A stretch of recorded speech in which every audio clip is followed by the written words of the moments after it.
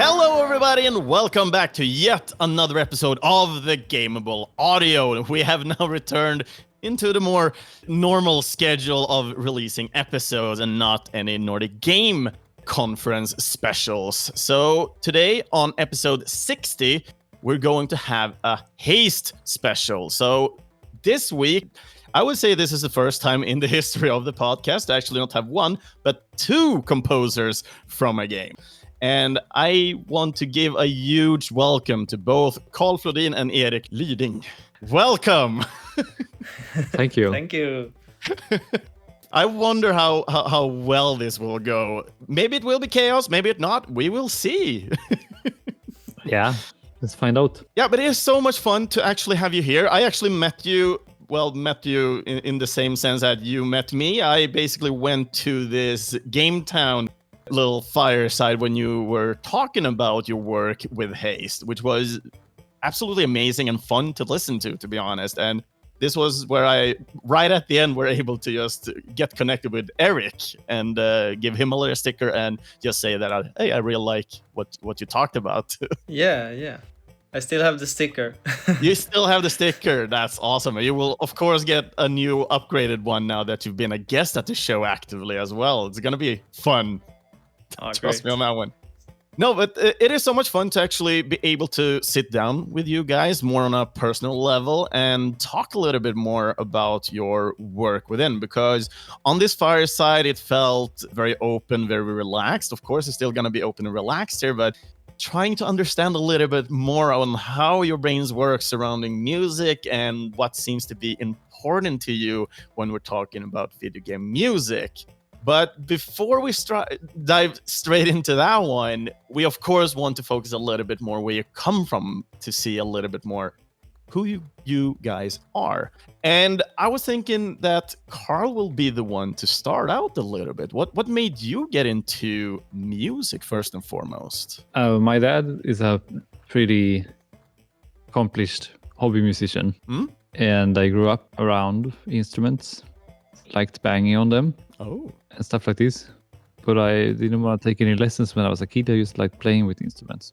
But then I got a little bit older and I got more into, but I always like listening to music, I guess.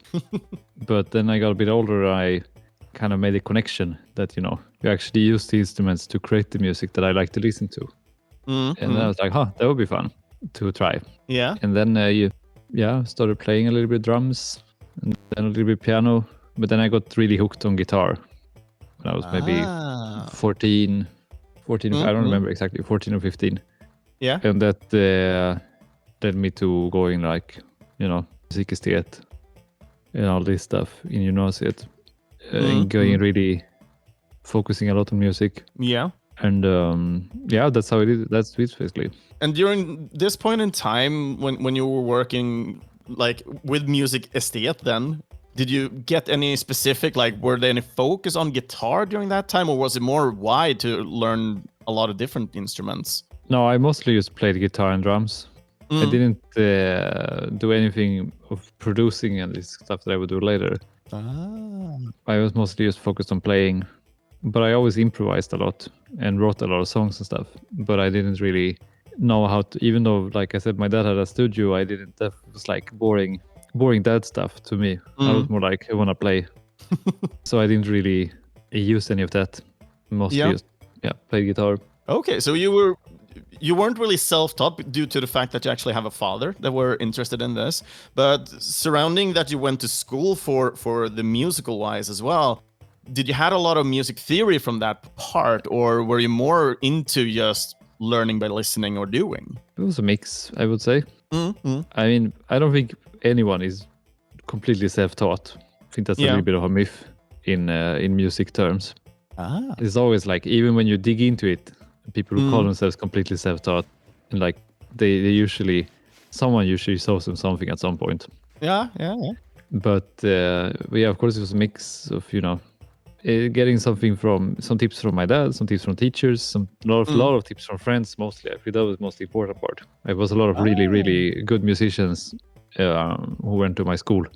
And you would pick up a lot from talking to them and playing with them. We used to jam, like basically every single recess, kind of. So we played a lot of music during that time. I understand that jam sessions are like a very good kind of core skill to have, to just be able to do these jams and get a little bit more flow about music, etc. I've heard from a lot of different composers and so on to talk really well about jam sessions. What is your own standpoint on jam sessions? Do you still do them today, for example? Yeah, I mean, we jammed a lot on the soundtrack, me and Erik. Sweet. And I have guests in the studio all the time. We play. Yeah. Play for myself as well, just without any intention. I think that's a pretty good. But it's not only music. You need to be able to do that in any creative field. If you can't create things without having any specific intention to it, it's hard to create anything with intention either. That is nicely said, I would say. And I totally agree with what you're saying as well. But so what you talked about before, I did study a bunch of music theory too.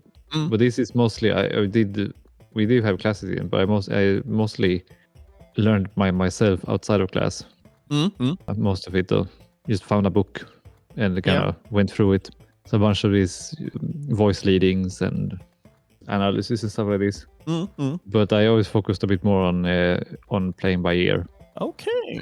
It's only like later on now I started to try to get better at reading sheet music and stuff like this, because I think it's a pretty valuable skill. And most of the time it is like sheet music is a lot about playing by ear too. Really, even when you're looking at a piece of sheet music and you don't really like, even if you're sight reading of sheet music, it's never about only visuals and muscle memory. You have to start kind of trying to anticipate by ear what's going to happen on the page.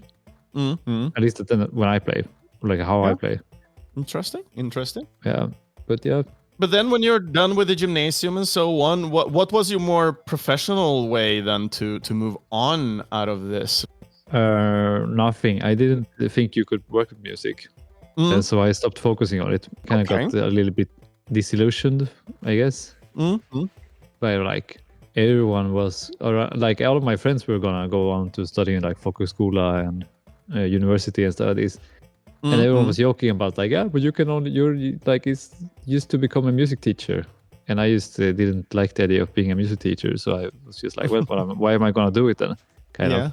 So I just went and did a bunch of others, like tried a bunch of other things. Didn't really stick with anything.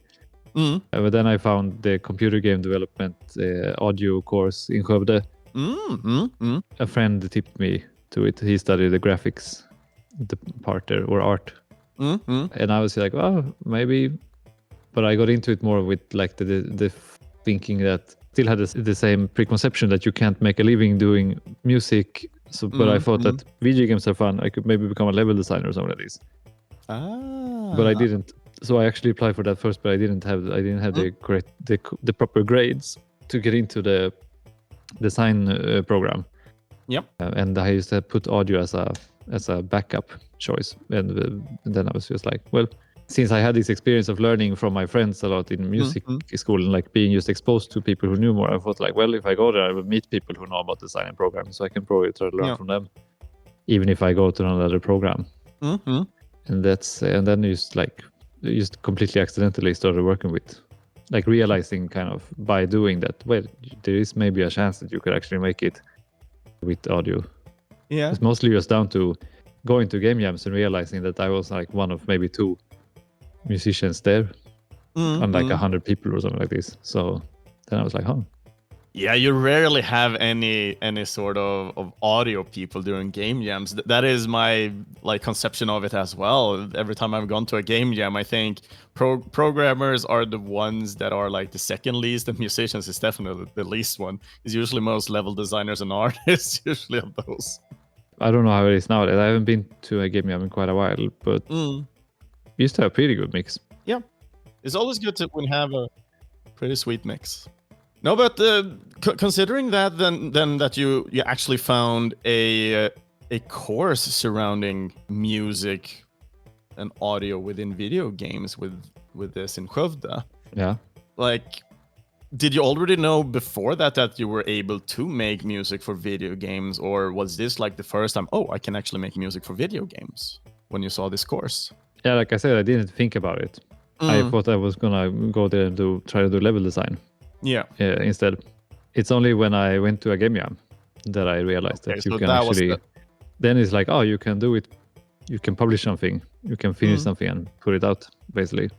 Because we had a course in school, but we only had like one course per year where it was a focus on a game project. And the first one that I went to, our game didn't end up even being playable. So I was a little bit like, it wasn't. You didn't get the feedback kind of, or like the.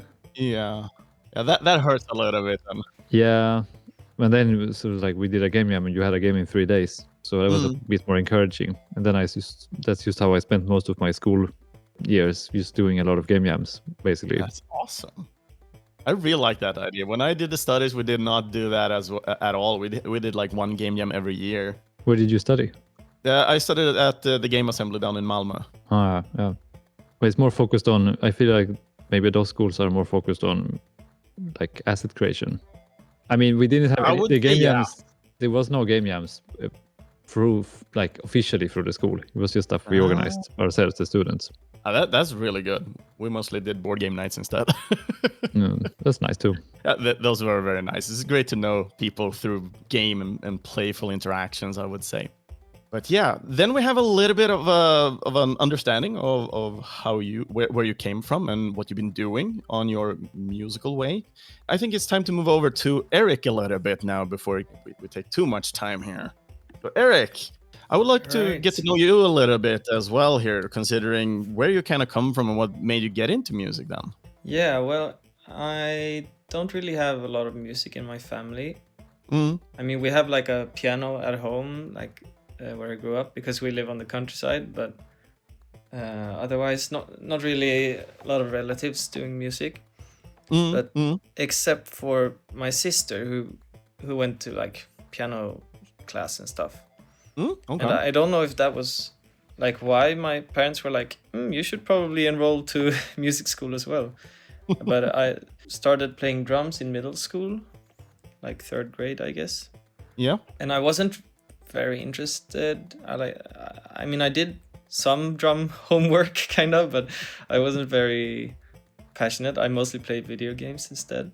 And then I kept on playing drums, and then like my interest started growing in like 8th grade, I think. Okay. And then I also started playing bass guitar because I felt like I couldn't really make music on drums. Like it was just rhythm. I couldn't really learn about notes and harmony. And also I was playing in like a low effort school band. And like the bass players always like came and went and didn't learn the songs. So I was like, I can probably do this better myself. Was it easier to find a drummer instead of a bassist then? No. So I still had to play drums either way, but I still decided to like give it a shot.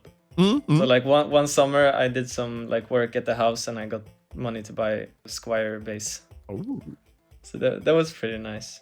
Yeah. And then I did like, it's like a slow like interest started like growing, and at the end of högstadiet, like 9th grade, when you're applying to gymnasium, it was like, okay, it's either gonna be a technical estet music, and then kind of by chance it became estet. Yep. So so I was mostly playing, not creating that much, but I got like this Zoom multitrack recorder, like I think it's called R8. R8. Yeah, it's like you have 8 tracks and 2 inputs, and you can just record like it was kind of like a cassette machine. So that's when I actually started like writing music, I think. Like somewhere in, I don't know how old I was, maybe 16, 17. So it was quite early then during gymnasium years then. Yeah. And I guess before that I had also like, pirated FL Studio or whatever and tried my hand at that, but I never really got the hang of it. Yep. So in this like super simple form, like just a multitrack recorder, I could actually like play and record different instruments. I think that also made me better at like playing both guitar and bass and piano and stuff because I needed to record it for real. Yeah. But also, you talked a little bit about being very engaged in video games at an early age as well. And considering that you went into music with drums and bass, did you have any idea that you wanted to make video game music already at this stage, or is this something that came much later? No, I had no clue that was possible. Like I don't think it was. I think, like, looking back, of course, it's always been my dream to work with video games, but I don't think I realized I was like working towards it. Okay. Because I didn't think it was a reasonable thing to do. But music in general is not a reasonable thing to study, though. So, but I think I mostly wanted to play live music at first, until I realized, like, yeah, that it's a lot of fun, but it's like creating feels more valuable to me somehow. So you like being up on a scene at the same time, right? Yeah, I do love playing on stage as well. I think Karl does too.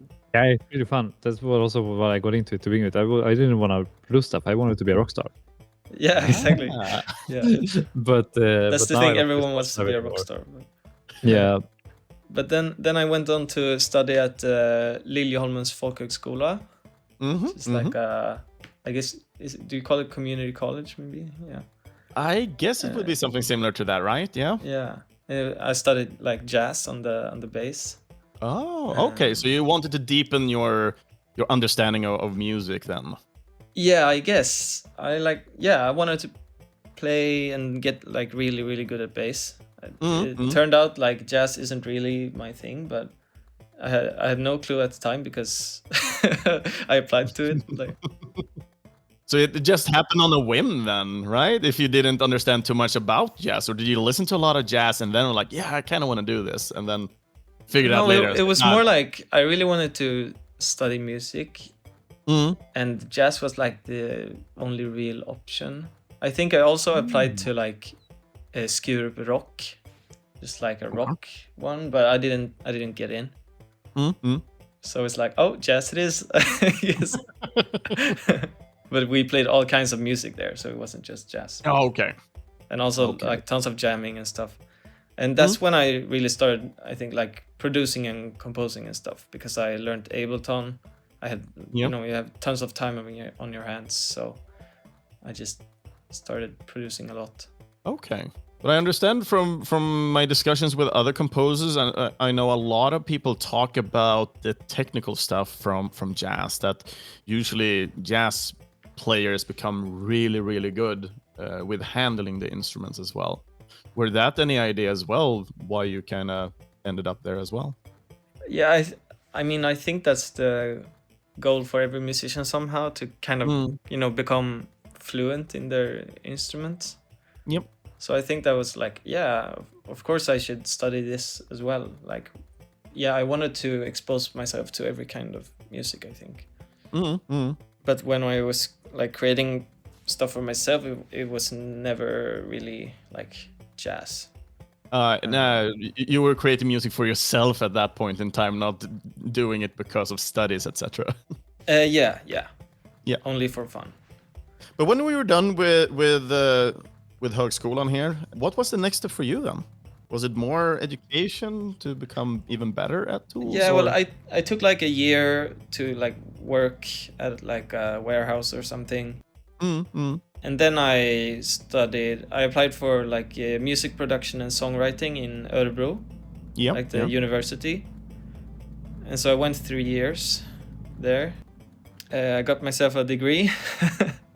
And then I moved to Stockholm and like started to freelanced and work part-time jobs.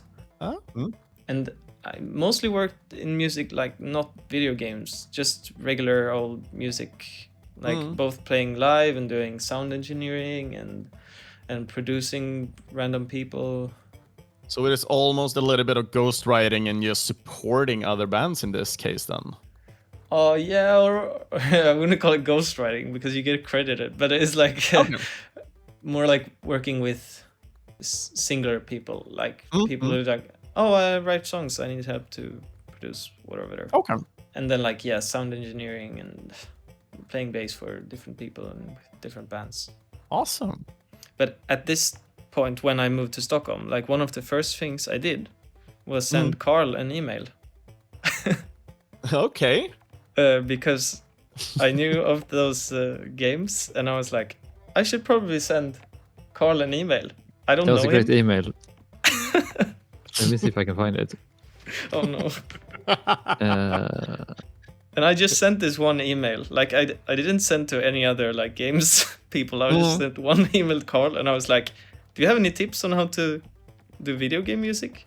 Because at that point I realized like, yeah, that seems like a good job, without like knowing like how hard it is. Like, did his name pop up in any sense, or did you know him prior to this, or? No, I knew of Landfall. You knew of Landfall. Okay. So yeah, we didn't. I was like, we didn't know each up. other personally. Yep. No. No.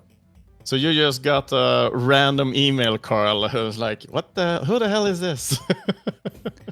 Yeah, I have it here. It's from September 21, 2021. That was a good date to alliterative. Oh, wow.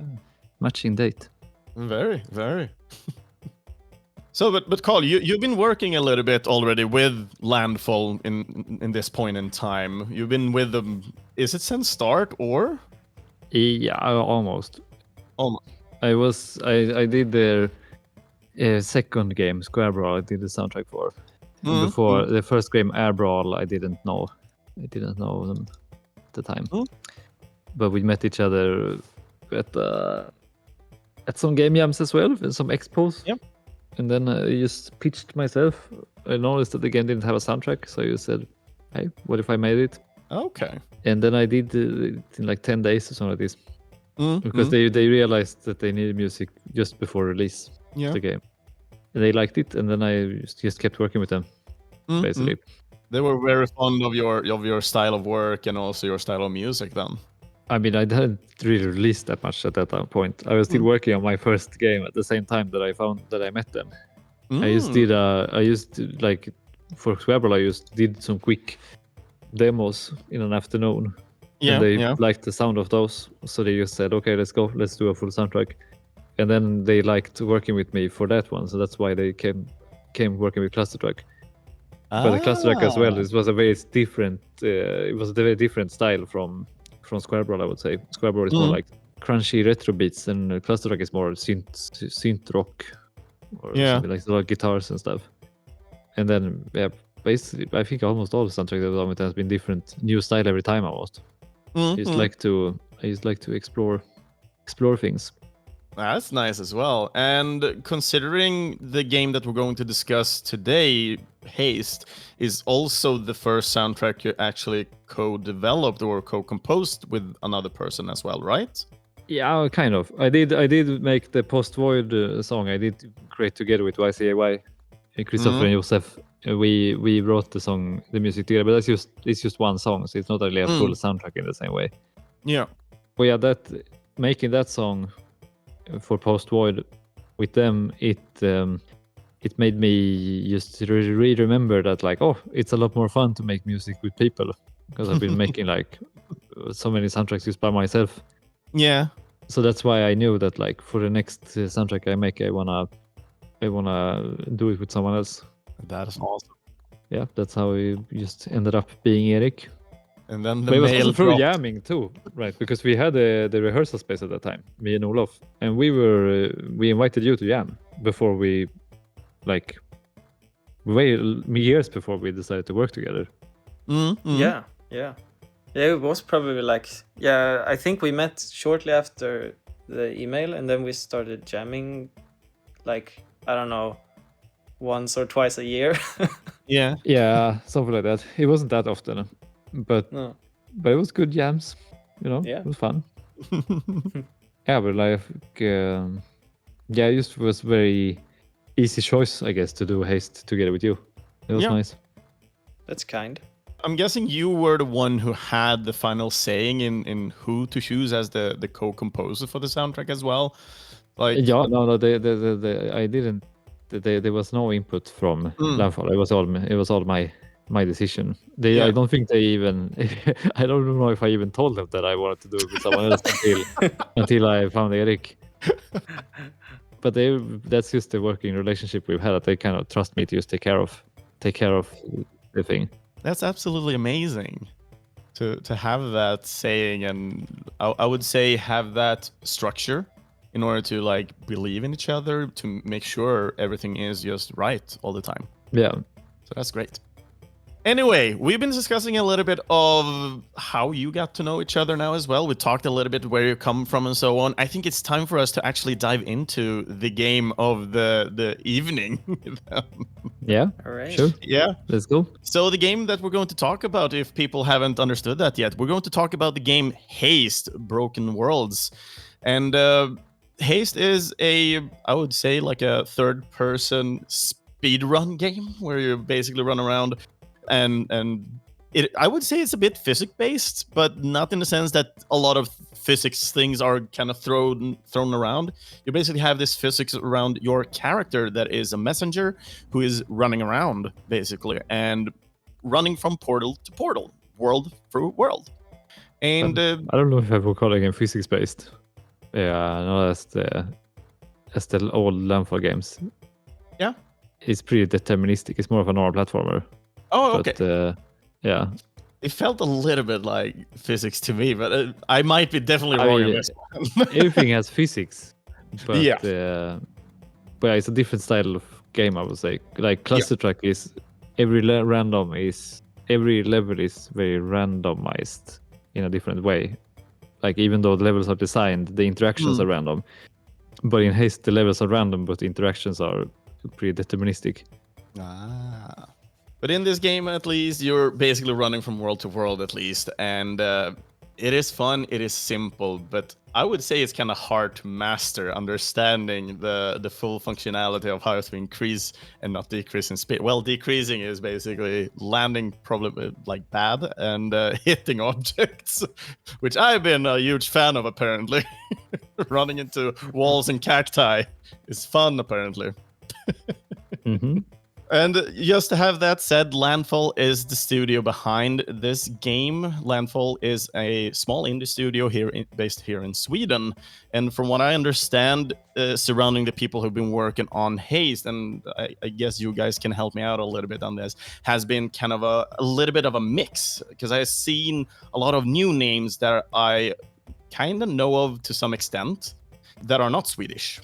So maybe you can help me out on that one. Is it more of a co-developed thing with people coming in from other parts of the world then? Yeah, I wasn't really on the from the start of the project, but maybe you know more how it came together, Karl. I mean, it's a long story.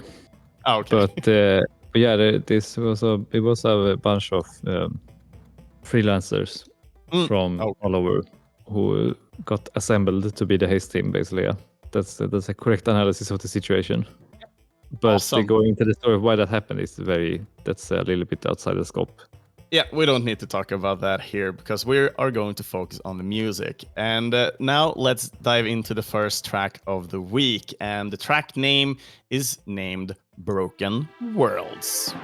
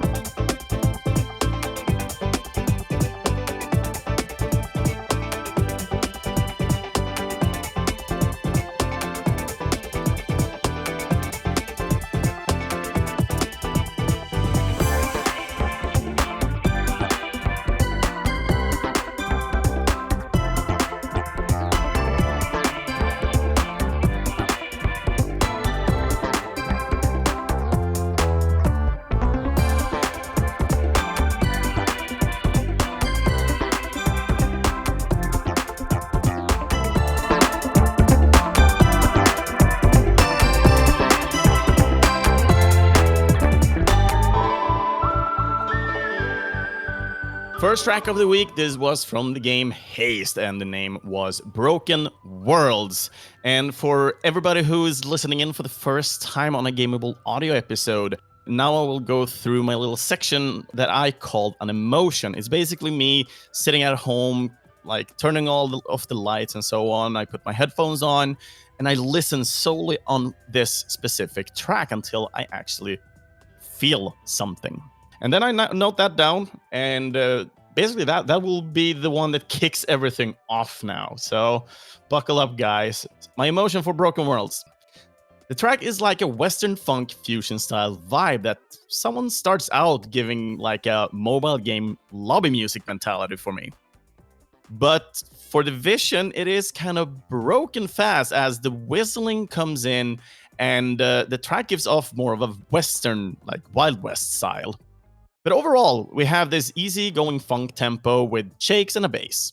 Mid of this track, we have some melody that pops in, and the funk becomes more of a pop version of the track, and the song leans back and forth between the Western and the funk. Overall, I find this track calming and vibey. I shake my shoulders and lean from side to side, all while digging my head smoothly. And this track is also played in the main menu of the game, and the visuals together with the music fit so well and kind of throws you right into it all. And it also feels awfully playful. So that was my emotion for this track. Since we have two composers, I don't want you to speak each other in the mouth, etc. What did you feel, Karl, first and foremost, on this emotion? You want me to react to your emotion? Yeah. Did it feel correct as an analyst on what I felt when I was listening to this track, what you were striving for with this kind of main theme track? I mean, whatever you feel is correct. I'm not really trying to decide what you're supposed to feel when you listen to the music now. No? But it sounds like you had a good time, so that's good. I had a very good time. On Erik's part, how did you feel when you had somebody analyzing the music you've done? Interesting. I never like did the Western association.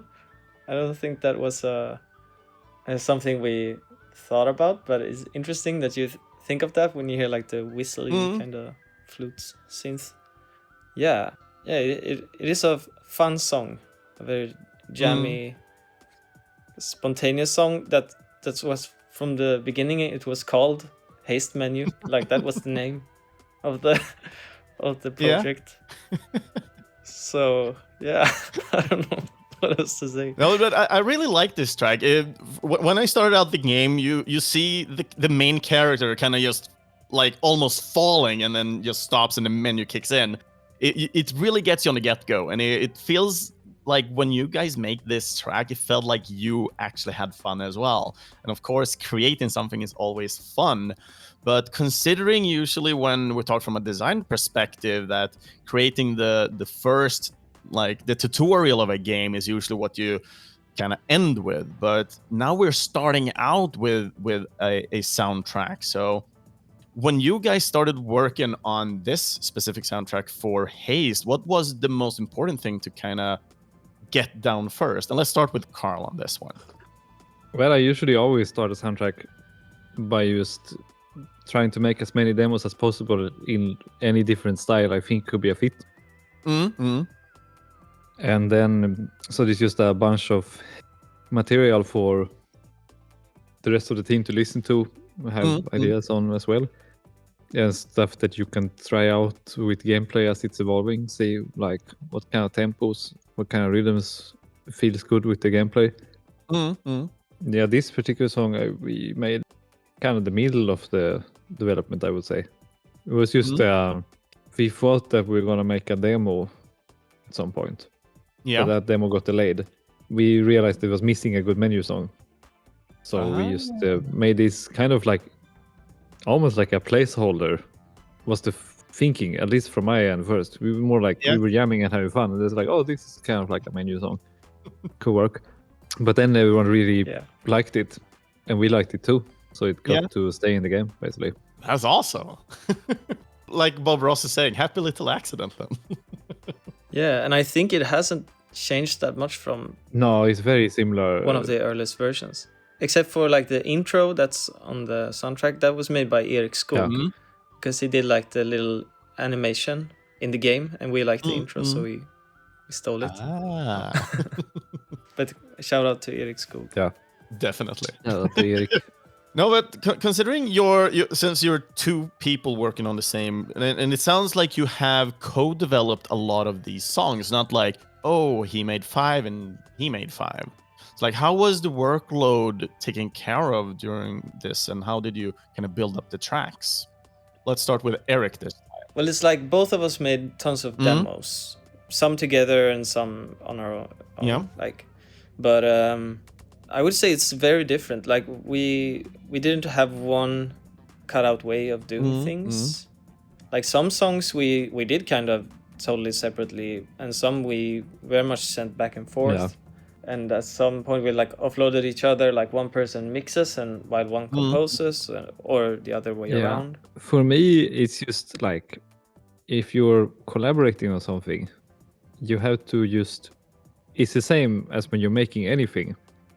You have to listen to what you're doing and just realize if it's good or not, kind of, or like if you like it or not. I mean, I do the same thing if I do a soundtrack myself. If a song feels good, I'm not gonna second guess myself and start to add things to it that might not be necessary.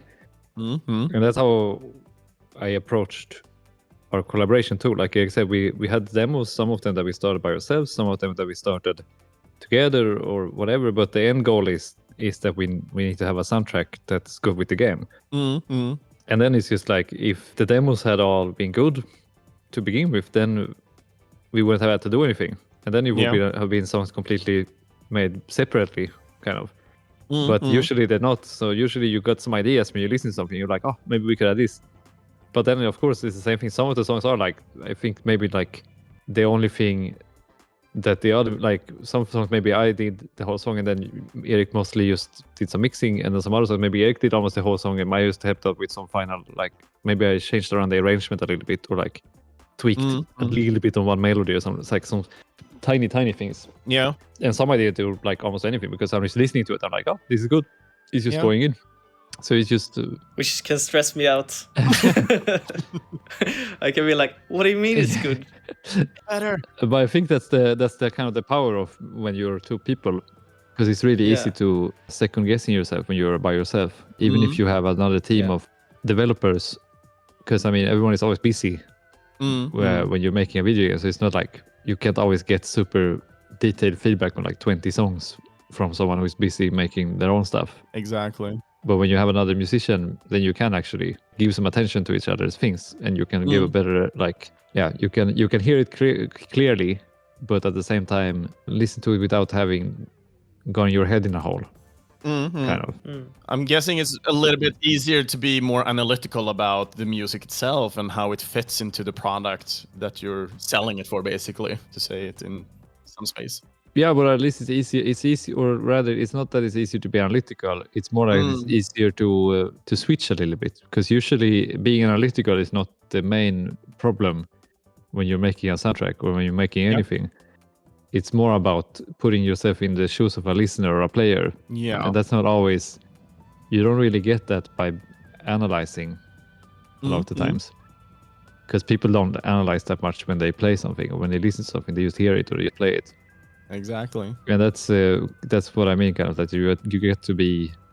And then if there's something, like if you listen to something, you feel it's almost there. Then that's when you break out the analysis, and that's also easier when you're two people, because then you can bounce together. Like, what do you think? Is this the reason why this is not working? No, I don't think that's the reason. You know? And considering that you've been working with the Landfall people for quite some time, and you bounced, of course, ideas with them surrounding music and so on. It's like, oh, did you like this or that from the different demos that you did? Now that you actually had another composer, I'm betting it's so much easier because you speak a little bit the same language then. Yeah, sure. Yeah. It's easier if someone is a musician. It's easier to talk music, of course. It's like, or at least the technicalities of music production. But it's the same when it comes to like this thing of being a listener, though. It's like, if you listen to something, you like it or don't like it. It doesn't matter if you're a musician or not. Like your listening is still valid, you know. Exactly. I think it is important to point these things out because sometimes people can tend to lose these kind of fractions of understanding and what it actually means sometimes. I know a lot of people usually tend to talk about the gut feeling, for example, and gut feeling, to my extent of what I understand over the course of time, is gut feeling is usually just a sense of experience. Like you've experienced something working or failing prior to your life in some sense, or understanding what you like yourself more, etc. So I'm guessing it's something in that sense that kind of plays its part when working with something. But one thing that I find interesting is that since you're two composers as well now on a project, and I guess it's a little bit easier going from track to track as well, and that you can actually work a little bit surrounding different, not just sit a full day just mixing multiple tracks, etc. Or? Well, we definitely did mix multiple tracks on the same day at one point or another. So, well, there are a lot of songs. Yeah. Like it's so yeah, but I think being two was a good idea for this project. I would think, like not being partial or anything, because I got the job, but yeah, it turned out to be quite a big project, just the music. So for Karl here, who was originally on this project and then you wanted to add something else, considering working with one versus like taking in multiple composers, was the initial idea just to have one other person on board on this project? Yeah. In the future, do you just want to be two people, or do you see maybe a future that maybe you will take in guest artists and so on to make tracks? Yeah, I mean, I have no idea. Yeah. I don't really think that far ahead. Yeah. One step at a time. I'm open for anything if I get the feeling and I feel like it makes sense. Yeah. But it's not something actually on one of the other projects I'm working on now, we are looking at working with a guest artist for making like a single for the game, kind of. Okay. So, but I've never really, when I want to take, I would want to use a lot of different musicians, because then I feel like I just feel like then you would be more of a boss or like a manager or producer kind of, then rather than working on the music yourself. And I've never really felt the urge to do that. I see. But maybe at some point, who knows? Maybe when I get older and don't have any ideas left. Get a factory full of monkeys. Yeah, exactly. Monkeys making beats. That's an interesting. That's a good podcast name. You got it. Yeah. Let's go bananas. Let's jam. It should just be monkeys screaming into the microphone. Yeah, it's good. Great idea. Anyway, so welcome. I think it's time for us to dive into the next track. We've been listening and talking a little bit about Broken Worlds and initially what on the soundtrack of Haste. So let's listen in on the second track of the week. Are you guys ready? Awesome, because we're listening on Shopping Block Part 1.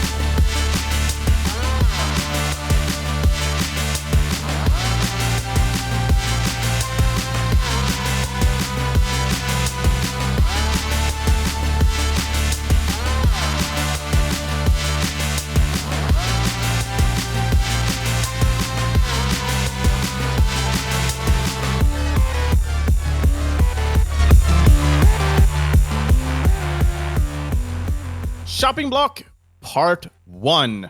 And my motion for this one, tick-tock, tick-tock. The structure of this song gives me the industrial vibe, but that is only the back of the track. The track itself is, however, playful, and the melody is fast, but thanks to some notes, it also feels long.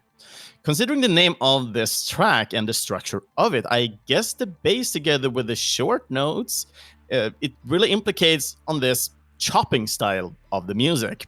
But the track comes with multiple sections throughout the track, and we have the shortness or these longer notes during these sections. And I want to say this style of music is kind of like technical pop? I don't know. Anyway, the track, it is played during the, I would say, the normal levels where you run around, and it suits the style of the game great. The long notes, they are well suited for the intention of the game and the gameplay of this. Considering the name Shopping Block Part 1, it is a track that is more aligned with my own taste in music. So personally, this is a favorite of mine. But I like the tempo, and it reminds me a little bit when I made music in Dance EJ back in the day. Getting nostalgic over something new and great. So this time I want to listen to Erik, what you felt about this. It was a little bit longer this time, sorry. Yeah, EJ, let's go. Yeah, I guess kind of we talked about this a bit before, but like the name of the song Shopping Block, I think it came from, like we recorded a jam, and we had a lot of files. So it was like, and then I was sitting and just kind of putting it all together, and I felt like I had to like shop a lot of stuff. So I was like, oh, yeah, Shopping Block, sure. So I guess in a way it's similar to the EJ workflow. Putting blocks everywhere. Just putting stuff in order. And I think like when you say the genre, I think like we realized, this sounds a bit like glitch mob. Glitch mob. I think. I know a glitch hop, but glitch mob. Yeah, they're like I guess like electronic. Okay. There's a lot of different genres. And they usually have like acoustic guitars or something like that in their beats. And it was like, yeah.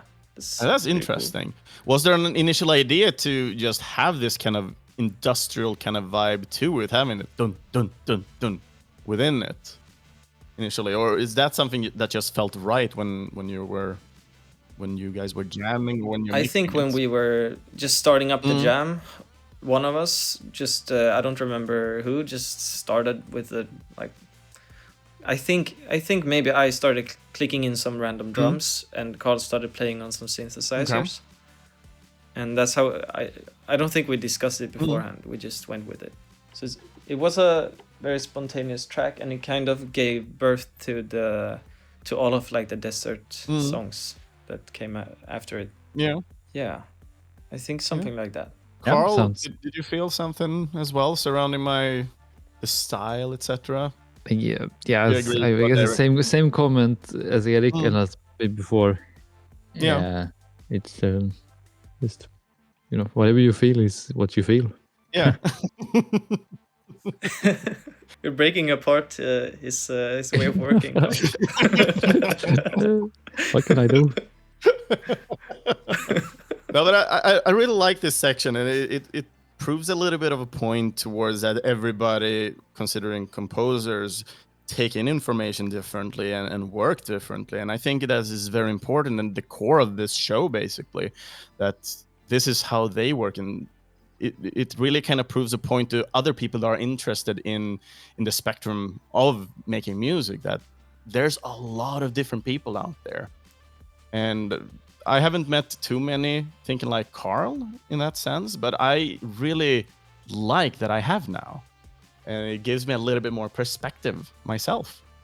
How do you mean? All I can say is just thank you. It's like a lot of times when I do these emotions, I usually tend to get like, oh, this was the way I was thinking about this track, or this is what I wanted to kind of portray and so on. And getting something like, no, I just want you to feel something feels, I would say it feels a little bit new to me. I mean, I'm not really, I'm not usually composing thinking about someone's gonna feel something. Yeah. I used to try to listen to myself. And then for me, I mean, music is subjective, so It is. I can have. There's no way for me to know what someone's gonna feel when they listen to something. I can just listen to like what me and the other people that I talk to.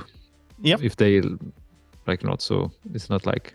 Yeah, I never really understood this thing of trying to be like, oh, this track at 30 seconds in you're supposed to feel sad, and then 45 seconds in you're supposed to feel happy or whatever. I think that's just not how I approach music. Kind of, I don't really think that much about it.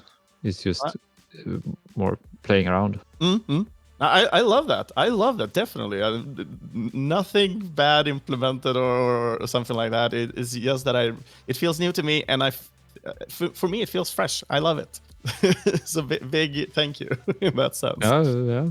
So this is the one of the tracks that from this week. This is the first track that we're listening to that is one of the parts. Each and every track, if we're looking at the soundtrack that you have available on Spotify and so on, you always have 3 parts of each and every section. What is the idea and functionality of these for people who haven't played the game or listened to the music as of yet? This was the first part, as I said, but what's the implementation of having the 3 different ones?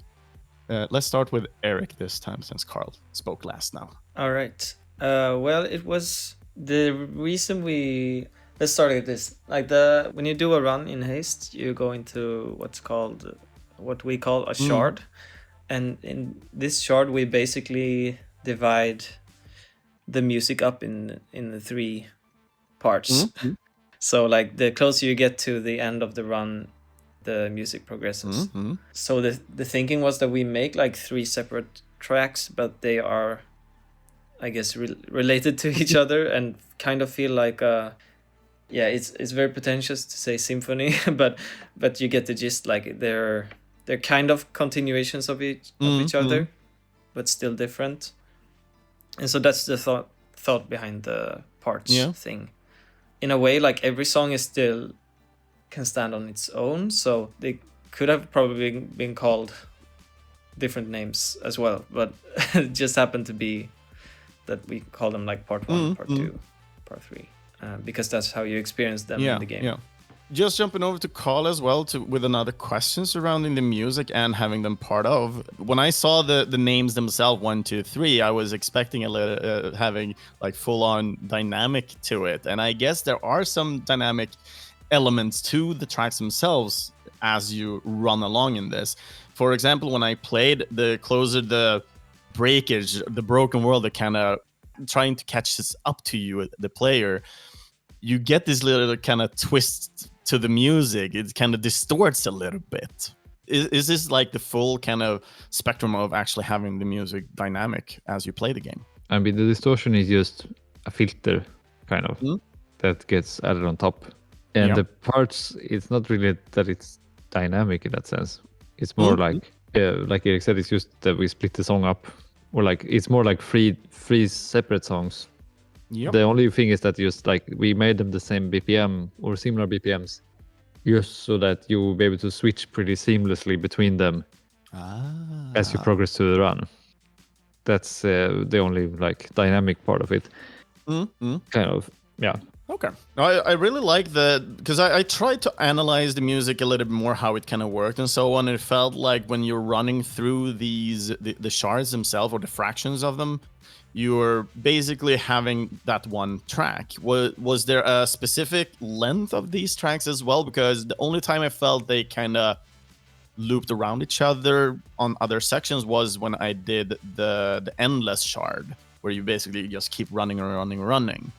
But for a normal shard, was there a very special way of how you suited the tracks themselves, lengthwise, etc.? I guess like just iteration and playtesting, and we landed on like a track length that we were like, oh yeah, this works all right. Okay. Yeah, basically. Ended up being between 3. You will probably hear the songs loop, but we tried to make it like a nice loop. Yeah. Because it's kind of like in a way it's a racing game.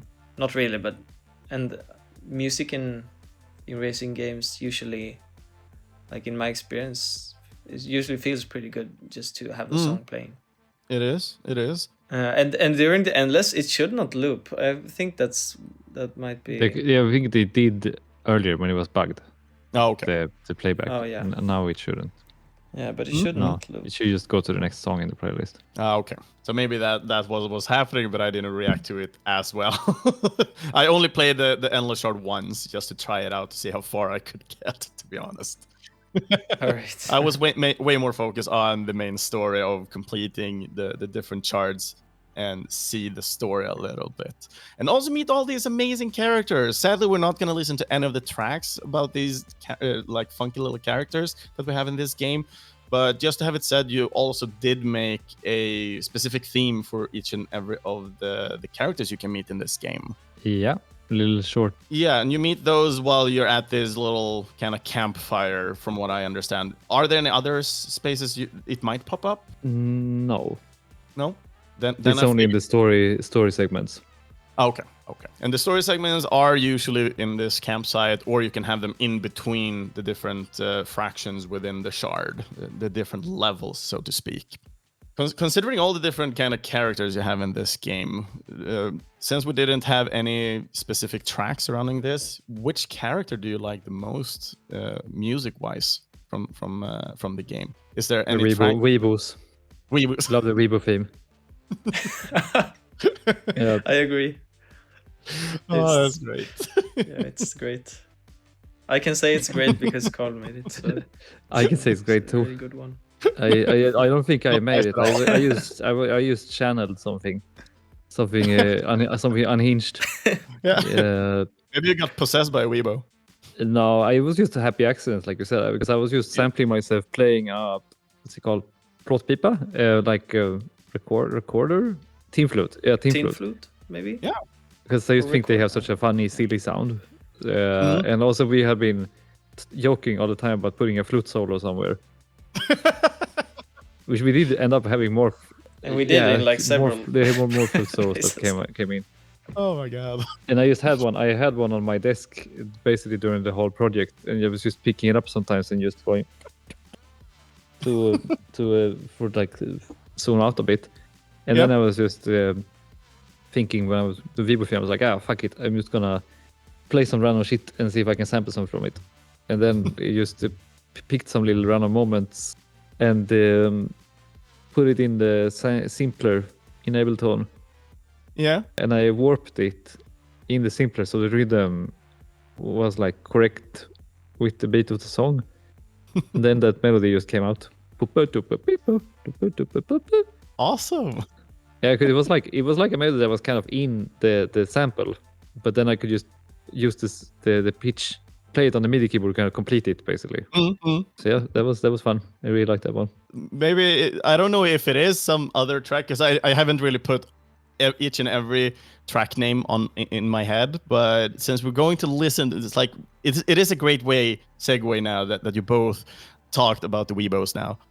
It's a different song though. Okay, so this is a different song, but we're going to listen to a different song, but we're going to talk a little more about the Weebohs then.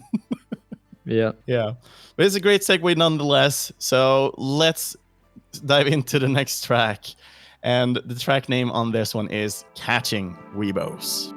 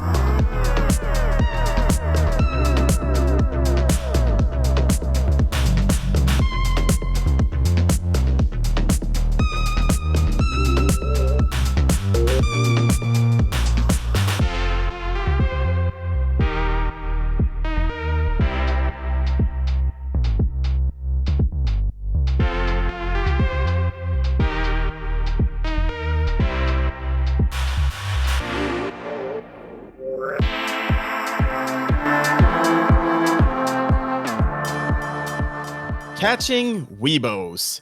And my emotion for this one, Dream State. A playful dream state. The track is funky, and the soundscape gives me this kind of hallucinogenic, dream-styled spectrum. I cannot really define it.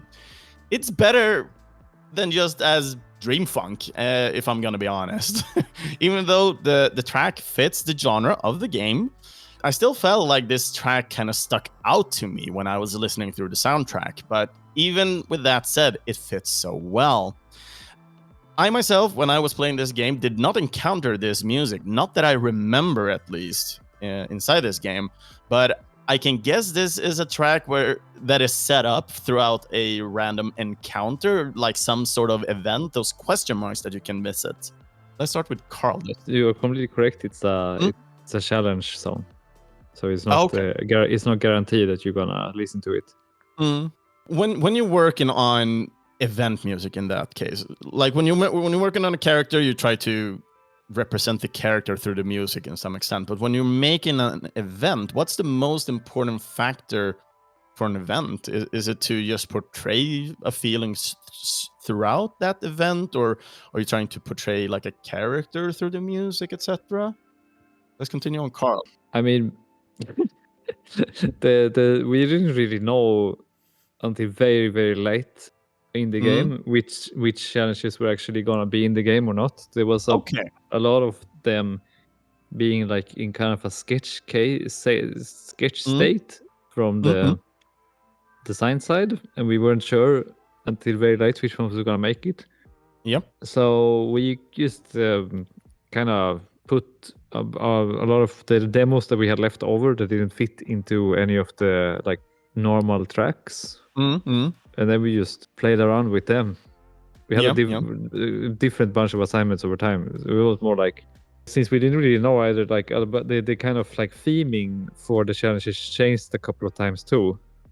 So it was we were just I think we were more focusing on just like having something that felt good for the gameplay when you're doing it, and then having something that felt like it was a nice little palette cleanser kind of for something different compared to the rest of the tracks in the game. Or at least that's how I remember our decision-making process. Do you agree, Erik? I think so. I mean, it makes sense when you say it now, at least. I don't really remember it precisely, but I think like this challenge was, you weren't chasing Weebohs at first. So we had a different song, and then we changed it quite late because we realized, they put Weebohs in. Yeah, originally I think it was chasing stars or something. The challenge changed. Ghosts, I think. So we had like a kind of spooky song. It was like, oh no, we can't use this anymore. So yeah, it's a little bit, that is part of it in a way, that we were like, because we had a song that we liked the gameplay that was a fit, but then we noticed that like the theming of the song, of the level changed, then the song didn't work anymore. But that helps to, when you have a big library of demos to pull from, it was easy to find a replacement basically. That is great. So surrounding these demo stages that you did you continue to make demos and so on throughout the project, or did you just demo a lot in the beginning to just have something to pull from when you might have needed? No, it was continuous. Yeah. And did you have a schedule set for demo sessions then? No. So they were more spontaneous. But I think we have like probably 100 demos to spare or something. Next game already done? We just pretty much. I mean, both of us are always playing and recording things, so it just happens kind of naturally by ourselves. But then also we were trying to get together to have jam sessions whenever we could, because we live in different places, so it's not it wasn't just as easy as going to visit someone's studio. It's like you need a little bit more planning. So we usually, when we visit, well, I mean, I don't think we ever had a specific goal to make more demos. We usually had some other idea, felt like we should supposed to record this or something like that, but then we always end up jamming anyways. So yeah, and pretty much. And also like a lot of, like you said, like a lot of things were undecided until very late in the project, so it was like our only option was to make like try to prepare as much Yeah. music as we can. Yeah, so it was basically just like preparing a lot of demos, and then we were also making sure like we were laying the groundwork to be able to easily take any of them to full production, kind of. Yeah. So we were making sure to have everything organized properly. Yeah, making sure all the projects work, So it's not like suddenly 2 months before deadline we realize, oh, this 2-year-old song will fit perfectly, and then the project doesn't exist anymore. Yeah. So this was the main stuff like we were doing when things were up in the air with the project. Like when we had some downtime, basically we just focused it on this kind of stuff instead. Basically, I think it was a pretty good. I mean, this is also usually how I've done every project as well, in a way. It is always with audio in games. You can have such a fast iteration time with both sound effects and with music. Yeah. So sometimes you can sit and be like, well, I can't really put a sound effect or a song into the game right now. But that doesn't mean that you can't be productive. Like you can try to have some foresight and see what problems can arise further down the line that I can solve right now. Or just, for example, at some point earlier, or like towards the end of the Haste, I realized, oh, well, we're gonna want to have guitars on some songs. Then I just need to start practicing some more guitar so I can actually do some good recordings. Yeah. So then that becomes a productive thing you can do instead, like practicing and experimenting a little bit. And making demos, making other stuff like this. So there's always things to do usually, even if it doesn't entail putting assets in a game project. There's always a lot of productive things you can do until the game is done, basically. Interesting. I really like to have this kind of foresight in some sense, to kind of portray and see, okay, what can actually pop up in the future as well, to actually prepare yourself to be better suited in the future for something that may occur or may not occur even. It's very interesting. Yeah, I think I bought an expensive like orchestra library for this project, and then never ended up using it. I didn't realize that. Which one did you buy? No, I bought like the one Spitfire one. Oof. Yeah. Sounds expensive now with that oof. Whatever. No, but one thing I really like about this soundtrack as well, even though there are some curveballs in this, just like in my opinion, this one with the catching the Weebohs, it feels very coherent. Like the red thread is really following through the soundtrack. What made it like easier or harder to try and stay on course throughout the experience of trying to portray music in this sense to make it coherent? Let's start with Karl. Well, I mean, I think it naturally happened. Was it thanks to any references or something like that you wanted to? No, I mean, I think music coherency just kind of happens if you're making sure to just play things yourself and make sure it comes from you. Yeah. But at the same time, there were some technical things we did as well that helps it as well, which is that early on we decided to try to use, as far as we could, just use Ableton stock plugins and synths and stuff. We did end up fumbling a little bit on this, but we kept it pretty far. Like, so we mostly used like that, and then recordings of ourselves playing on like hardware synths or real instruments. And I think that's probably like when you try to pull from the same source pool of sounds and effects, that's easier to make things cohesive in a way. So you can get that reference by utilizing that pool then, in that sense. So Erik, what did you feel about this topic? Do you mean the coherency thing? Yeah, correct. Yeah, well, I think, like Karl said, we didn't do it like super consciously, because I think we realized or actually it's probably more like this. We made a bunch of songs and then we realized which ones were Haste songs, kind of. Yeah, exactly. Okay. And we realized how we make Haste songs. So since we did have like a lot of time to work on this project, I think we landed in something that we knew right away if it was a fit or not. We definitely have rejected one song or another that we felt like, oh, this is really we rated a bunch of stuff. But I don't think. But I mean, that's the same thing too. Like I do also with all my soundtracks is that just you start to get a feel for what works with the game, and it's kind of subconscious in a way. It's not really. Yeah. It just happens naturally when you spend some time with it. I think usually that's one of the big. Yeah, it's like a passive learning. Like you play the game, you make tons of music, and the rest will sort itself out. I think that's a pretty big part of, like, one of the biggest benefits to taking some time for doing music, I think. Because sometimes you need to have some space between making a song and listening to it again to understand how you feel about it and how you feel about the game. And sometimes, like, if you do a project that is more rushed, you might not have the time for it, and then the quality of the soundtrack is not going to be as good. Or you have to have like, if you want to make something very quick that's going to be cohesive, you have to make very, very specific choices about, like, either if you're working with a team that has had, like, you know, a very strict music editor putting in songs exactly this is how it's supposed to sound. It's not a way that I've ever worked, but I know that people do it. For me, it's more like when I've had short deadlines, it's more of picking out very tight constraints for what you can use, and that helps lends itself to. So like the Stick Fight soundtrack I did in like 1.5 months ish, because the game was 3 months and it was basically 50-50 split between doing sound effects and music. Yep.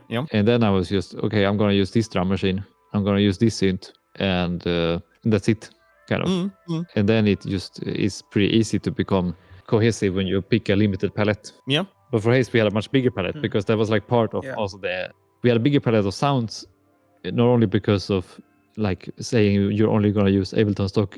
It is a restriction, but it's a lot of sounds in there. So it's almost like an unlimited palette in a way. Okay. But then it becomes more necessary to get this listening and this feeling for the game to sync with it. But then towards the end, I mean, we were making songs and it was just like, I don't think in the last 3 months of the game, I don't think we reacted anything we made.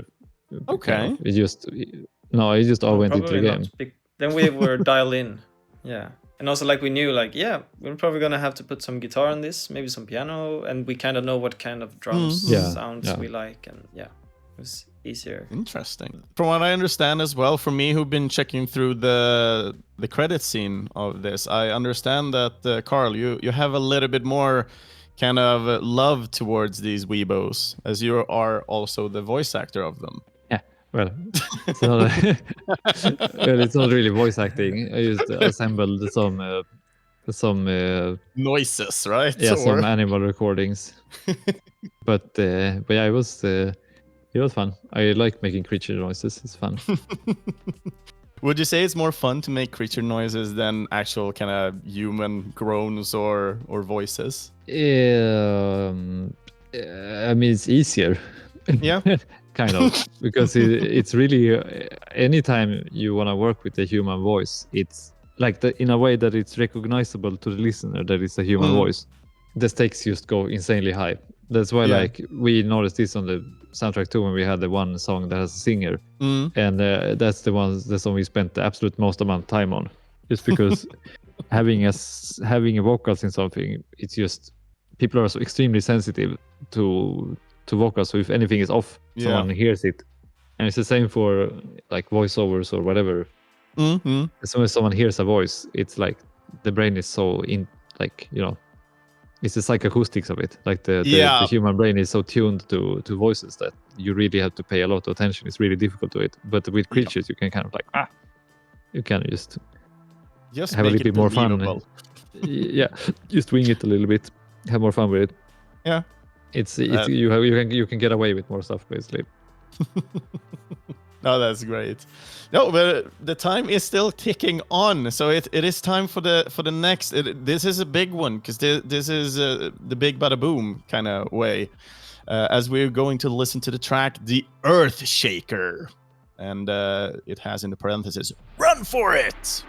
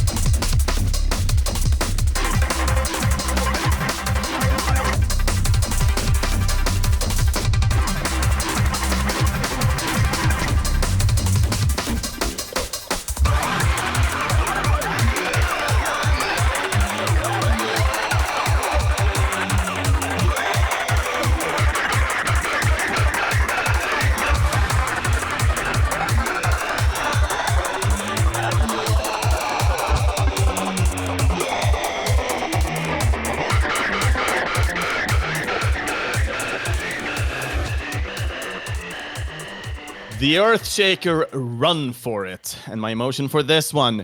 This track sounds broken.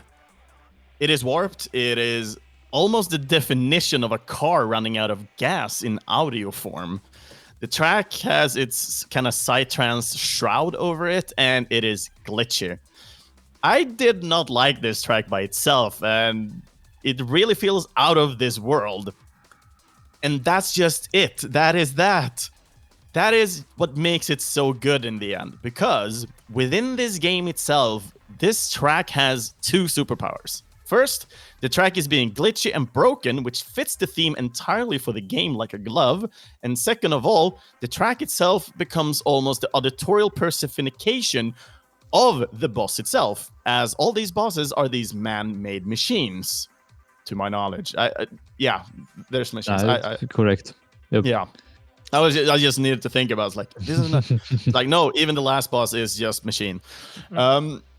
And this is, like I said, this is the track of one of the boss battle themes. And I can say that all these boss battles, with exception, have kind of the same style.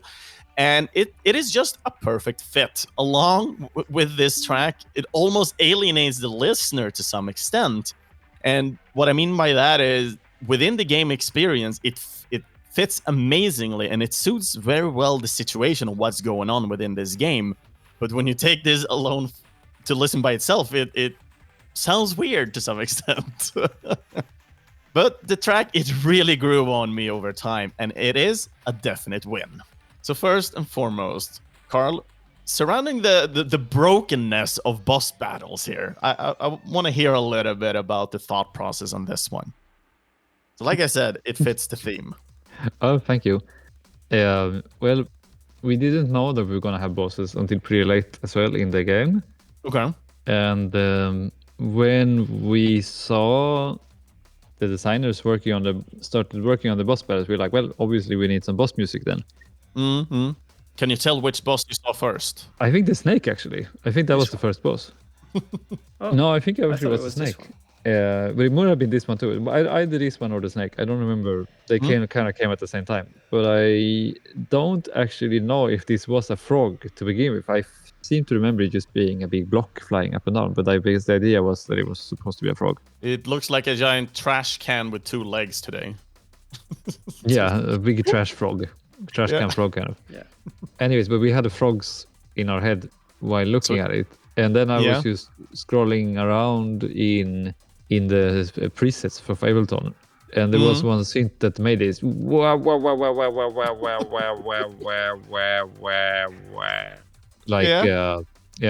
vowel sound. And I'm like, that sounds a little bit like a frog. And I thought it was pretty cool. So I was just like, I wonder what happens if I just put a beat under this. And then I messed around with that a little bit, and I showed Erik, and my version was much rougher than the final version. But Erik heard a way to make it a little bit more listenable, you could say. So I just handed the project over to him. If you can imagine how it was before. I have no idea. I do remember making that. Or was it you? I don't remember if you added it to me. No, I think everything was there, I think. Yeah, but it was just really throw it in the kitchen sink. But that's a way also to make things quickly and to make them good quickly. Speaking of, like, because of the fact that I can just throw that shit together and then just go, oh, Erik, do you want to take a look at this? It goes a lot quicker to get a song into a very listenable state. Because if I mean, any of us can do the same thing. You can sit down with yourself, throw a bunch of shit in something, but then you are very fatigued on this when you've gotten something thrown together. Yeah. So if you wanted to make something that is actually presentable, you would have to take a little break. Or that's usually how it is for me. I will have to wait a couple of weeks before I sit down with the project again to be able to like clean it up. We had a very good workflow with this, that we would just be able to send a song over for the other person to clean up and fix, kind of mostly miss anything to Erik. but I did kind of with some songs too. Anyways, but the brokenness is just, I don't know. It's for me. I don't know if it that's also like a subjective thing, I guess. For me, it's just I think it's kind of groovy for me. Yeah. Erik, what about you? Well, a bit of both. I think like the brokenness feeling probably comes from like there's like a lot of chopped up basses and it's a bit dubsteppy in a way, and like it's made with the mentality of this is a boss song. Yeah, definitely. It's gonna be crazy. So I think that's where it comes from. Was there any specific approach, like when we're thinking about Earthshaker, it kind of had the frog theme over it because it sounded now like you kind of saw the boss and you kind of want to portray the boss with this music. Is that correct assumption first and foremost, Karl? We were making it with the assumption that it was going to be a boss song. Okay. Yeah. So considering that you had a boss and it had the shape of a frog initially then, and you added it sounds like the track itself had a little bit of like the spirit of the frog within itself then. Yeah. I think like it was like the boss kind of looked like it does now, kind of. But it was more like the way it jumps and stuff, and we're like, oh, it's a frog boss. But is that something you kind of took out and applied to the other bosses as well? So the snake has something snakish in itself, or? I mean, yeah, in a little bit we didn't do it consciously first, but we realized that maybe it would be fun to have an element of the track that ties to the theme of the thing in some way. That's why we like there's a trucks boss, and then we like guitars as a like trucker instrument, kind of, and also a little bit of a callback to Clustertruck, being a guitar-based soundtrack. For the snake, there was this very old demo I did of a kind of drum and bass beat with a crazy flute sample on it that I didn't think that one was gonna make it into the game. I thought it was a bit too weird, but I think you're the one, Erik, who was like, this could work for the snake boss. Yeah, I think it was like, it's funny to have like a snake charmer, you know. Exactly. It makes kind of sense. Yeah, and then I think like the same thing there. It was like, the song kind of existed, but it was like in just tons of ideas, so I tried to clean it up a bit. And then I think we both were not actually that was more the team feedback that they liked it certain, because then we were like, all right, well, let's go with this one. Kind of. But then in the end they were right. I mean, I think we use this is the thing with the fatigue, like the ear fatigue. I think we just listened a bit too much to it. And it is like such an intense, it's so many intense sounds in it that we ended up being a bit. And then actually I heard recently, like not to out her or anything, but my girlfriend was telling me the other day, like, I hate the snake song. Because she like failed the snake boss like 5 times or something. I love it. I love that. I'm sorry. Yeah, I think that's a great emotion to have with some video game soundtracks when you get stuck on something and you just like, because then usually what happens is if you don't hear it for a while, then when you listen to it again later, you have very strong emotions attached to that song, and that is very fun. Yeah, but still it takes you back, you know. Because any song you listen to, if you loop it for too long, you're gonna hate it, even if it's your favorite song to begin with. Considering the music that you have in this game, it's not just random. You actually have different kind of biomes and so on that you run back and forth into these shards and fractions. What was the initial idea throughout these biomes? Because from what I understood from the fire side, you had a theme for the biomes, correct? Yeah. Misremembering. There was a lot of ideas for biomes early on in the project. There was a lot of concept art for a lot of different biomes. Yep. And then in the end, it got narrowed down to these 3 that's in the game. Yep. So that we had a pretty clear, but it wasn't also until like maybe the last 6 months when it was finally nailed down kind of which ones it was going to be. But by then, since we had been doing this demoing and like listening and sorting and thinking, so we had a pretty good idea of which demos we thought would fit with different biomes kind of. So it was pretty easy choice to make which because they're kind of differentiate from each other. You have the grasslands, I would say, or the foresty part. You have the desert, and you have the ice, the snow. Yeah. But one question that comes to mind, even though as I said multiple times here, the tracks are amazing and so on, the music itself, from what the game portrays, sticks out. Considering other games that portray fast characters, like car games, usually goes with more of a mainstream rock, pop, EMD. You have Sonic, who are pure rock, more or less, etc. This one sticks out. This feels a little bit more towards what you might hear in like Wipeout, for example, like really fast space cars. Was there a specific idea for this game, since you knew that it's going to be a game about running fast, or was it just like, oh, everything above this BPM and we're done? I mean, the idea was to make a good soundtrack. No matter what. Yeah.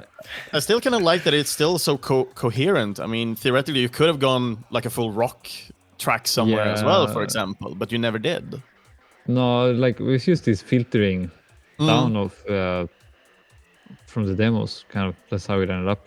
We didn't have a style set in mind in the start. A lot of the demos are very different. Yeah, and I guess we got like inspired by the art and stuff, and it definitely does not feel like. It's sort of even though some songs are a bit rocky, but it still feels more like, I don't know, drum and bass with guitar riffs or something. But also, drum and bass is the most rock themed genre, I would say, almost from. Well, it depends on which drum and bass you listen to, I guess. But no, but I think the only thing the only goal in this sense, I guess, was that we didn't want to sound like a Sonic game. I don't even know what a Sonic game. Sonic game sounds like. It's like Japanese video game rock kind of. Yeah, they have their own in-house Crash 40 that basically play rock and roll music. Yeah, and the earlier ones are a little bit like still also fusion rock. Yes, fusion rock. Exactly. Looking at Sonic 3, they had, I think it was Sonic 3 that they understood that Michael Jackson had been working on as well, for example. Oh wow. Yeah, I just had my memories of how Sonic sounded from playing it as a kid, but I also didn't like listen to any Sonic games while making or any like. I checked out some other fast-paced games like Descenders, for example, which is a game about downhill mountain biking. Yeah, and that was just like, they just had a playlist of cool beats playing, and I thought that worked pretty well. So I was like, well, they did it, why can't we, kind of, I guess. Yeah. I listened to a lot of Neon White, and that was just fucking, I don't know, all kinds of stuff. It was very cool, though. But we didn't really reference anything outside of ourselves that much, though. It's more like maybe like when you make a demo, you have some idea or like you get inspiration from something. Yeah. But then it kind of always, at least for me, I am very, very. Every time I even try to make a song based on a reference track, I can't. I just instantly go to do something else. It's I get so bored if I have to write something that's similar to something else.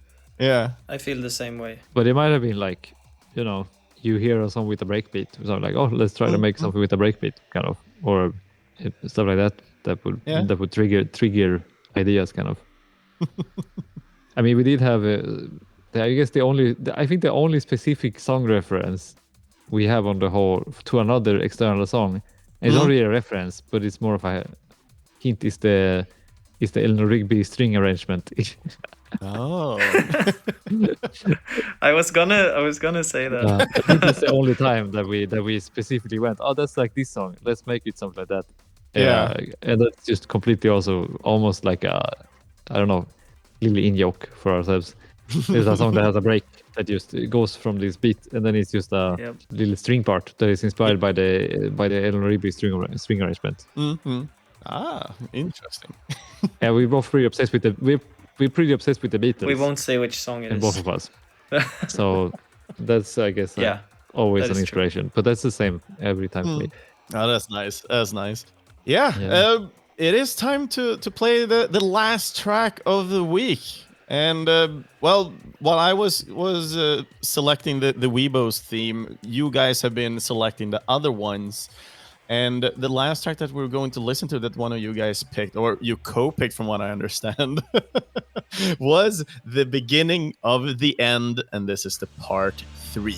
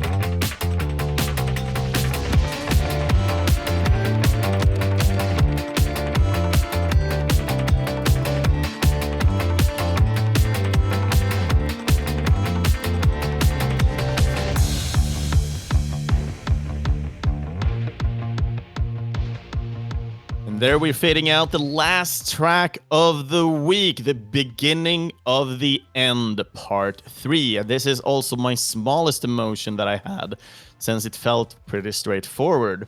A drum and bass style with a nice tempo, but for a couple of seconds there, it really gave me a hard nostalgia to 80s Pacific Blue TV series, but that was a really small sense because it felt a little bit synth-wavy almost to some extent. Anyway, the track, it feels more like something you would know. Even though this track is more towards the end of the game, it somehow feels more complete. The track gives me more of a sense of speed and action than something else. So from the game, that I really love is how the levels kind of become more and more crazy and disorganized as you move along in this game, but the music somehow feels like it becomes more and more complete than ever. I really like this structure of this, and I do wonder, was this an intended thing as you worked on this throughout making the music and thinking about the gameplay in this game? I roll that ball over to Karl. What do you mean complete? So for me in that sense, this felt more, as I was talking with the boss battle, for example, it felt kind of broken. And in the thematicism of this world, where you basically run from world to world, and everything is kind of breaking down, this track, for some reason, felt like the most complete one. That felt like a track in a sense of how I feel about the track. But it could be surrounding the thematicism of the genre of the music, basically having this glitch mob that I'm not so used to myself. Yeah, I don't sure I understand what you mean exactly. Do you want to say something, Erik? No, I don't really. I don't really get. I think like complete. I'm not sure, but in a sense, we tried to like make every biome somehow, and a lot of different themes from the game fit into like these last songs. I don't know if that's, of course, there is one like aspect of it, definitely. But otherwise, I don't think really that was the intent. I mean, we did, I guess, with these songs, we did try to make them more intense, I guess, or more like. And I get, this is just an assumption of me. I don't fully know for sure, and I guess you might not either. But it's fun to ball around a little bit. So considering with the thematicism of this game, that the levels themselves are becoming more harder to traverse, and it becomes like more holes in the ground, etc. But the music does not become more broken, like even more broken than the boss battle, having the glitches and so on. Like theoretically could have gone that way. In that sense, it feels like it's still a track in that sense. If that paints a picture a little bit more of what I structured from the beginning. Well, I think that's probably not really or it's more like we tried to make these songs in a way that we knew like, okay, this is like the final shard and you're probably gonna play this several times. And so we want to make something that's like, or basically we want to make something that we really so like. Yeah, kind of, and like putting in tons of different parts in the song that we feel like conveys the right feeling. But yeah, you're asking a very difficult question, I think. But and as Karl said before, like every way you look at it is correct in a sense because it's subjective. So. But I wouldn't call this more complete. I don't think that's not intentional. But if it comes across that way, I'm very happy that you feel like the. No, I really like this track. Like I said with the shopping block, it felt more towards what I usually align with I like the speed. I like the flow of the different sections and how the different instruments kind of help each other in that sense. Well, that's nice. Thank you. So when you started working on this track, I'm guessing was this like one of the last tracks you actually made for the game as it started to kind of pull everything together? It was actually. And this one was a kind of a. I think you started. This is the one we recorded after we watched Spinal Tap. Spinal Tap. Oh, sounds like a horror movie. No, Spinal Tap. It is not a horror movie. You need to go watch it afterwards. I guess so. It's a classic. Yeah, It's a fake documentary about a fake rock band. it was great. Okay. It is. No, so we it was like the last get together we had before the release of the game in my house. Then we just had a nice movie evening and we felt like jamming a bit, and it just came out. This dum dum dum dum dum dum dum. Or wait, or am I on the wrong song? Am I on the wrong song? No, you're on the wrong that song. That makes sense.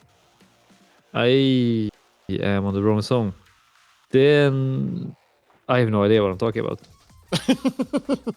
Neither does the listeners at the moment. So No, it's, we're all... okay.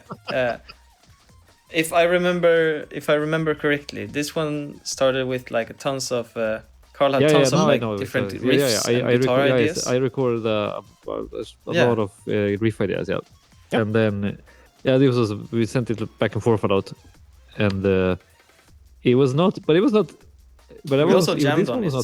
I think. They recorded like some bass and. But this one was not super late. At the same time. It was late, but it was not. It was like I recorded the stuff before we started crunching. So it was, but we did it intentionally because we knew at that point which were the main themes of the different biomes. Yeah. So that's why we tried to put the references to them in the song. So it kind of pulls everything together to make the full crescendo of actually implementing everything else then. Or? Yeah, I guess I don't know exactly what you mean by that either, but it's just a callbacks kind of, I guess, to earlier things you heard while playing the game was the idea. Because of that's how the final shot is. It's like a mix of the different biomes, basically. Yeah. Throughout the game as well, and I don't know exactly if it's up to the different part 1, 2, 3.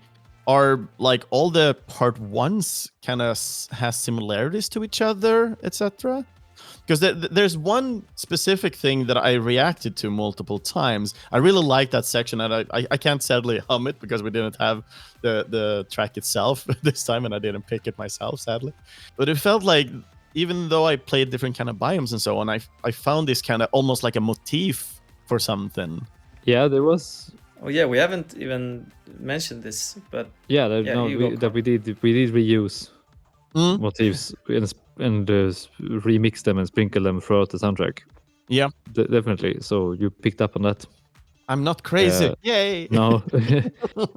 And there's some songs that have references to the character themes that I put in later in the game after we, or some parts of the character themes were written with the songs in mind, like intentionally trying to reference something happening in a level.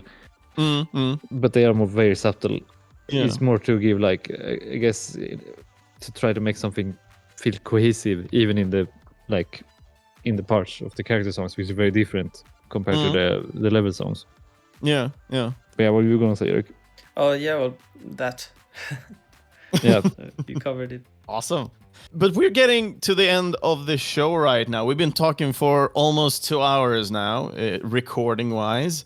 And before we're closing down everything surrounding Haste, is there anything you felt like I missed to ask, Erik? Ooh, that's a good question. The most open question whatsoever. No, I don't think so. I miss like, did you? Is it a trick question? Everything. Did you miss anything? I don't know. I've been trying to cover as much as possible, but of course I can miss something as well. I'm only human, right? Well, no, I think you covered it pretty well. Karl, did you feel like I missed something? Do you want to like, I really want to talk about this? You just had that said. No, not really. No. Then I only have 2 questions left, and we will take one at a time, and we will at first here start with Erik. What was the challenge during the work on Haste for you? Well, the challenge was getting the first 3 songs, I think. Like really getting in the first 3 songs of the game and like finding what we felt worked right. Yeah. And also like the sheer amount of tracks. In total is like also a 70 challenge, tracks, I would right? say. Something. Yeah. For me at least. Yeah, 70. Which I guess like is a pretty normal amount for bigger games, but yeah, it was a lot. Yeah. I think games that have these long soundtracks usually has like 4 or 5 composers working on them. So we did pretty well, I would say. Yeah, definitely. Definitely, you did. No, I think I agree with Erik. That was about the same things. It's always a challenge to find the first couple of songs that's gonna see when you to find which fits is always the big one of the biggest challenges. Yeah. Or I mean, not always. Sometimes it just works first time, but then you just get lucky. Yeah, those happy little accidents then. Yeah, but yeah, otherwise it was a massive thing to finish up all the songs. Yeah. But it was pretty fun as well, so fun challenge, I could say. A challenge you will take again and again.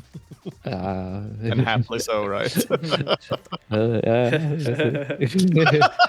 might. No, with that said, we're jumping straight over to the second one, and it is, of course, the achievement. What you felt like was really great about this project that you felt like you learned something new, or you felt like, this was like the best work I've done so far, etc. No matter what you define as an achievement for yourself. Let's start with Karl this time. It's too early to tell. I can't. It's too close to the project still. I can't really give an answer to that. We will get a mail later time. Yeah, ask me in a couple of years. Okay. So about Clustertruck, your greatest achievement was Clustertruck. Exactly. No, but then we can jump over to Erik then. Did you feel like you had an achievement with this project? Yeah, I would say 2 achievements. 2 achievements? You have one for Karl? Yeah, I'll do one for Karl. So the Karl one is the amazing reception we've had to the soundtrack. That was definitely nice. A surprise to me, at least. Karl has released a lot of soundtracks before, so he knows this feeling. But for me, it was like, holy shit, that's amazing. That's an achievement that people actually that's like always it's always amazing to have a good reception. Yeah. Yep. But and for me, that was a first. But now it's yours because you didn't have one. So. And the other achievement for me was just like getting to release a game soundtrack. This is my first game soundtrack, so that's a huge achievement for me. Yeah, it is a huge achievement. That one you did very well. Thank you. You both did very well. That's true. Thank you. Yeah. So yeah, 2 great achievements and 2 good challenges as well. It is always hard to get the ball rolling, to say the least, then. But when it's on the road, it also gives, I guess. Makes perfect sense. Yeah. Makes perfect sense somewhere. It's a very, very weird metaphor, maybe. I don't know.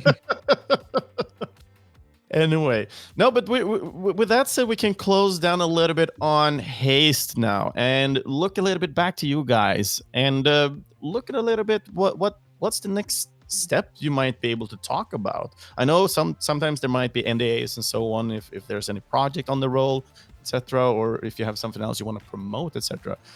This is the time now. So let's start with Erik this time. Yeah, well, actually, we're already working on another a bit smaller project. Yep. And it's releasing in 2.5 weeks. Great. Then you can definitely promote it in this because the game will already be out when people are listening. Perfect. On this, do you want to do the pitch, Karl? Yeah, sure. It's called Pullback Racers. It's by a new dev from Stockholm, or in Stockholm. They are from Turkey, but based in Stockholm, called Tenstack. That it's a game about it's a racing game, but with toy pullback cars. Oh, interesting. That's the pitch. Racing game with toy pullback cars. Like multiplayer party pullback cars. It's a lot of fun. Yep. Sounds fun. I definitely need to check it out. Check it out when it's released. Everyone listening, it's out now. Yeah. Yep. We are totally done with everything. Yeah, not anything, not anything all left though. This is gonna be weird for people listening in. They're not done, but it is done. Yeah, we hope you like it. I hope we like it when it comes out. You're just gonna be super humble. Yeah, you're welcome, people. Another amazing soundtrack. Hope it's done. Yeah, hope it's done. Yeah. Yeah. Is there anything else you would like to promote, Erik? First, now, then, still. Not me, but I know Karl has another one as well. Then move over to Karl. Yeah, I'm working on another project as well, but it's still a year from now until it's released. But it's a survival horror Metroidvania called Silver Pines, which is also with a new team, but more experienced. It's a couple of veteran developers from Arrowhead and other indie teams that started that team that I've been working on for a couple of years. Yeah, it's like an all homage to all the 90s survival horror, but in a 2D side-scrolling Metroidvania setting. Yeah, interesting. It's called Silver Pines. Yeah, and I guess is there any trailer or anything out yet for this one, so people can maybe check it out? There is a Steam page. Okay, even a Steam page. Yeah, but that's for right now. That's about it. But we're hoping to release a demo at some point, and then hopefully the next year release the game. Then if people might already be interested in that pitch, then of course the links will be in the bio of this episode. So people can go in and wishlist it already then. Yeah, it would be nice of you if you did. Yes, definitely doing that. But other things then, Karl, if people want to reach out to you, ask any questions, for example, like, hey, Karl seems like a nice dude. Maybe I should send him an email and then he can employ me and be a co-composer. Yeah, you're welcome to try. It's not, for most people, it's not been super successful. Lightning doesn't strike twice, guys. Exactly. No. Email me and I will email Karl for you. Yeah, exactly. You can go from my agent, Erik. No, I have a Blue Sky account. Yep. That's the only thing I have, really. I don't really do social media otherwise. I deleted everything else because it's all run by idiots. Yeah. Sadly, it is. Can't have fun things. No. People just need to go in and destroy them for some reason. Yeah. Yeah, but then we will add that one. And for Erik, if people want to get to contact you for reaching out to Karl, then I guess. Or more honest, like get to know you a little bit, or maybe it's like, hey, I really like the music. Where can they get to contact you? Well, I'm also on Blue Sky. You could probably find me on like Instagram if you search for my name. And that's about it. Yeah. And since Karl forgot his homepage, I'll just promote that as well. All right, yeah, it's true. I have a webpage. Yes, you do, with a contact form as well. So if not just fans, it could be a potential next developer that needs help with the music, of course. Yeah, just reach out. So we're not forgetting that one. No, but yeah.